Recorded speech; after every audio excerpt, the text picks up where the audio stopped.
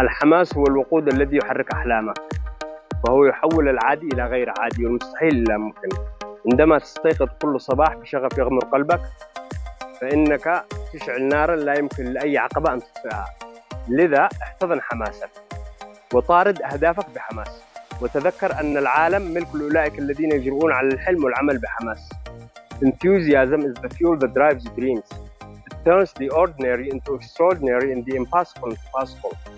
When you wake up every morning with passion in your heart, you ignite a fire that no obstacle can extinguish.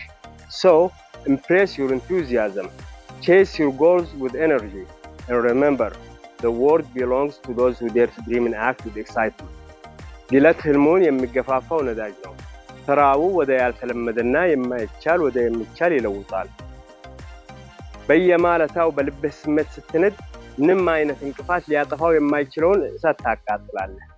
ስለዚህ ጉጉቱ ይቀበሉ፣ ግቦቹን በጉልበት ያሳድዱና ያስታውሱ ዓለም ለማለምና በደስታ ለመስራት ለሚደፍሩ ሰዎች ናቸው።